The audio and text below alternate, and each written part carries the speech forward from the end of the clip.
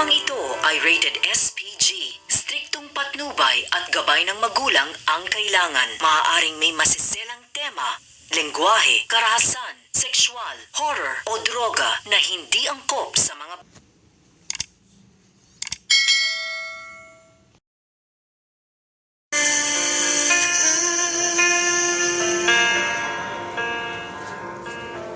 This beautiful life 난 너의 곁에 있을게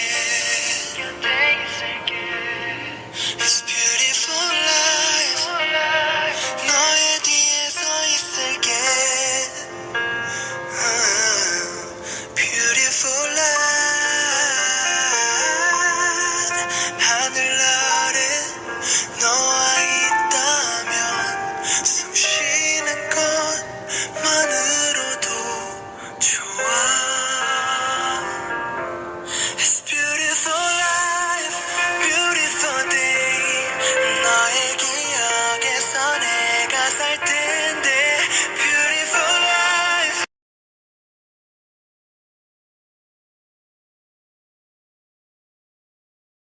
And what's up sa inyo mga kahansam? Ito na naman tayo sa ating panibagong vlog. Bago ko simulan tong vlog nito, gusto ko lang magpasalamat at sa mga kahansam na sumuporta sa una kong vlog. And shoutout nga pala sa mga estudyante kong Yums. For now, so hindi ko muna kayo isa-isahin. Mamaya lang siguro pagtapos ng video. Ayun. Few moments later Gagawa tayo ng isang challenge. Kung mapapansin nyo, naka-Gongyu inspired tayo ngayon. Gongyu, so Goblin.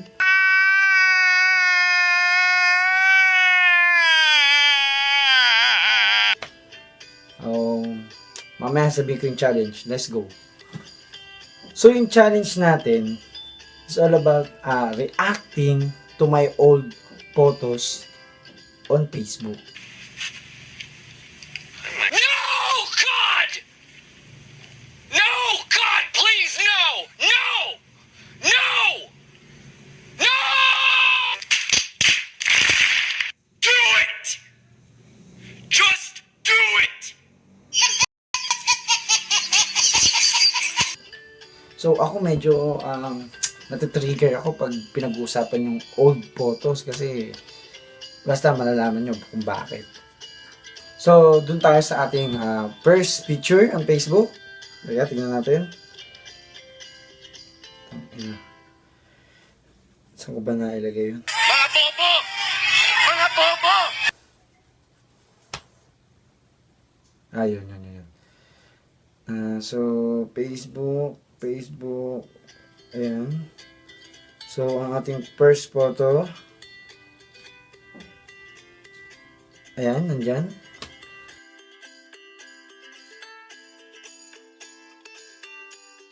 So, para sa akin, yung picture na yun, natatandaan ko, I think, third year high school, no,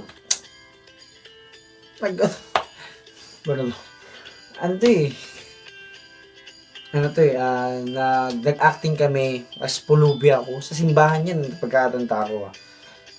Sobrang hiya ko yun kasi ako handsome tapos pulubi parang hindi bagay pero wala handsome ako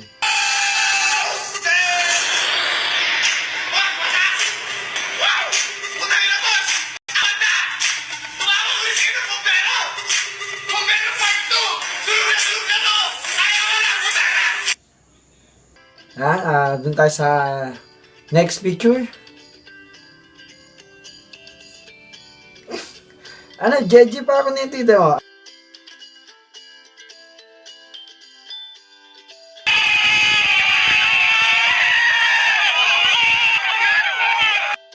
Tignan yung sombrero nandito. May padila-dila pa. Labi. Oo, may palabi pa. Siyempre, usong-uso pa dyan dati yung yung retrika. Usong-uso yan dyan Parang sarap lang balikan, no? Pero, papansin nyo, no? Nagkapalakihin ko, ha? Handsome talaga, Handsome. Naku, parang kinakabahan na ako sa pang third picture parang ayoko na ituloy Pero sige, ituloy natin ha. At ayun, ayun ang nga sinasabi ko wala na. Uwi na. Uwi na ako. May nanalo na eh.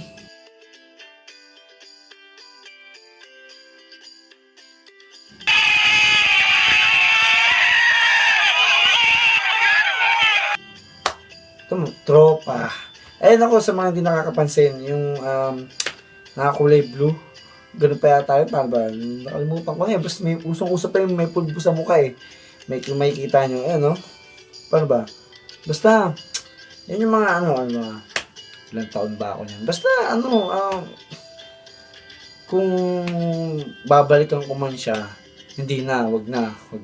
Pero masaya ako na naging part ng buhay ko na yun nga, gangster. Pumasok ng gangsta, parang gangster, syempre. Halos na lahat naman yata pumasok sa pagka-jeje, no? Gangster, yan. Pero hindi naman ako addict, hindi. Handsome lang siguro talaga.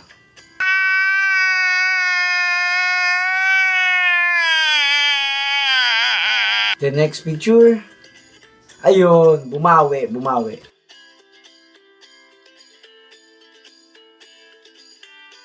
Sa mga hindi nakakalam, no, isa po akong altar server dati o mas kilala sa tawag na sakristan. Ganito yun, no, ganito. Biruin mo, magsisimba ka. Ang dami nagsisimba tuwing 5 a.m. 5 p.m. mass nang dahil sa akin. Kasi nga, syempre, altar server yun, agano ko. Imbis na sa sermon ni Father o sa mabuting balita na katon, sa akin, yun, katagalan, umalis na din ako. Next picture,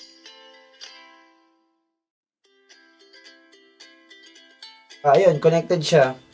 So, yung nandyan sa gitna, pangalan niya?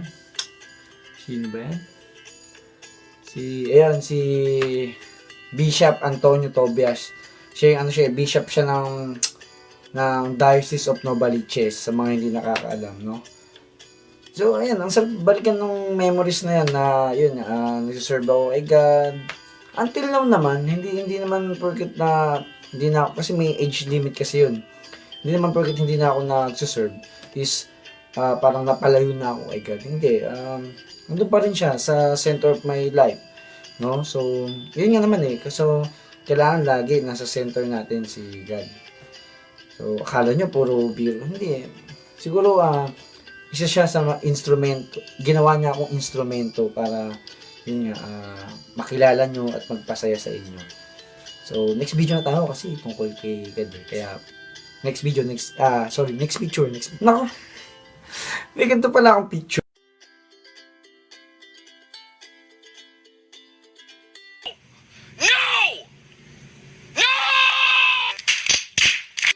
Hindi ko na maalala may ganyan ako Teka, isipin ko teka. Kailan ba yan? Pero ako yung nasa bandang left side pinaka, ayan, nakaganon. Ako yan. Pero, kailan ba? Oo, tama. Nung pesta dito sa amin, sa lugar namin dati. Siguro mga, sa 15 years ago na yan. Hindi naman, siguro mga 13 years ago na yan. Parang ang sarap lang balikan ng memories na yan noon. Hindi natin maibabalik yung panahon na yan, pero yung mga memories na nangyari ng panahon na yan, parang ang sarap lang yung tipong wala ka pang iniisip na problema, ang gusto mo lang laro. Parang yan, 'di ba? Kahit naman sino yata as time goes by, nakakamiss lang yung mga bagay na ginagawa mo dati, hindi mo na magawa. Yung tipong maghapon, laro lang nasa isip. Minsan, hindi mo sinusod yung magulang mo para lang makapaglaro, mapapalo. Parang ang sarap lang balikan nun. Pero, syempre, lahat naman tayo nagkaroon ng edad o tumatanda. So, kailangan baunin natin yung mga memories na dala natin para sa next generation, the next generation is mapasa natin kung anong saya meron ng kabataan dati.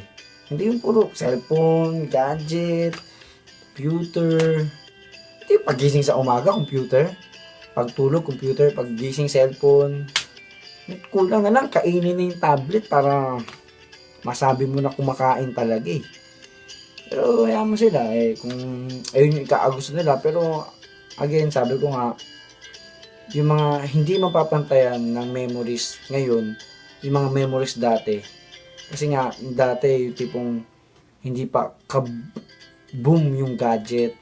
Kaya ang laro talaga is larong pangkalye. So, mapapahaba tayo. Next picture na tayo. Ayan, ano yan eh? Teka, kailan ba yan?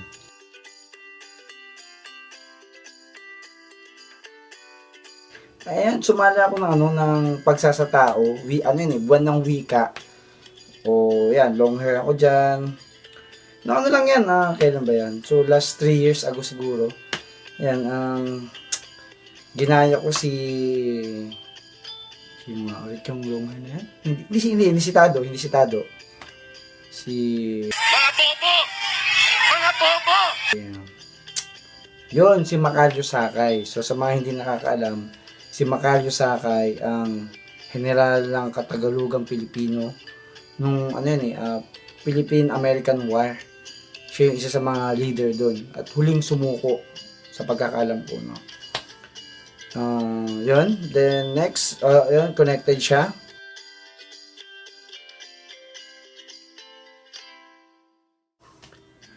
Next year, yung unang year na sumala ako ng pagsasatao, ginaya ko si Macario Sakay. Then next year, long hair ulit, si Lapu-Lapu naman ko. Yan, kung makapasin nyo, teka, i-full screen natin nakikita nyo yung tato? Wala eh. Hindi ako nagtato niyan hindi ako. Design yan. Ewan ko, nakita ko sa picture ni Lapu-Lapu yan eh. Dinaya ko lang Kaya wag nyo akong sisihin Ayan.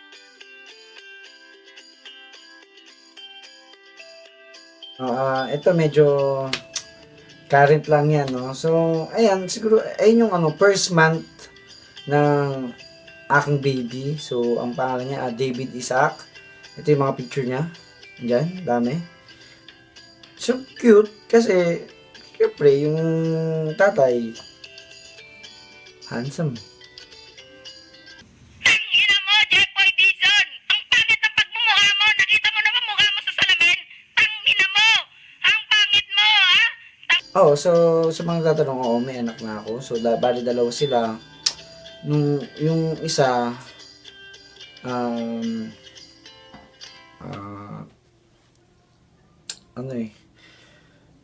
yung isa, yung una, hindi, lumabas siya 7 days lang, pero parang hindi talaga siya binigay sa amin ni God. So, kinuha din siya, 7 days lang siya nabuhay. Then, itong pangalawa, as of now, 9 months. So, yan. So, bali, isa na lang yung nabubuhay sa mga anak ko ngayon.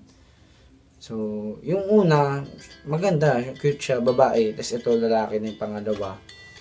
Cute. Tapos, sure naman ako paglaki na to. Handsome eh. No? Shoutout kay Danica Camero, kay Ryan, John Patrick Dries. Shoutout sa Soksay and Matt ng Teresa.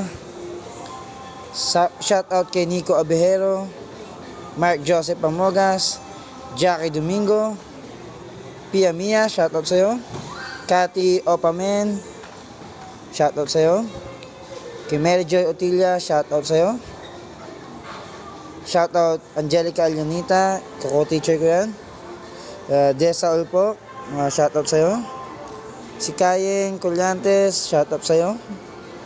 Jemkid Malyari, shoutout sa'yo. Lance Agdalipe, salamat sa pag-alala, shoutout sa'yo. Shoutout sa'yo Angela Grant, Juliaran, Racho, shoutout sa'yo Nicole. So, that is it for this vlog. Sana medyo napasaya ko kayo. Kahit sana, onte, napasaya ko kayo. And, patuloy nyo lang ako suportahan mga kahansam. Please like, comment, and subscribe sa ating channel para mas mag-grow pa tayo. Announcement. So, pag nakaabot tayo ng 500 subscriber, magkakaroon tayo ng giveaways. Yung giveaways, malalaman nyo sa mga susunod ko pang video. So, hanggang dito na lang. Let's go!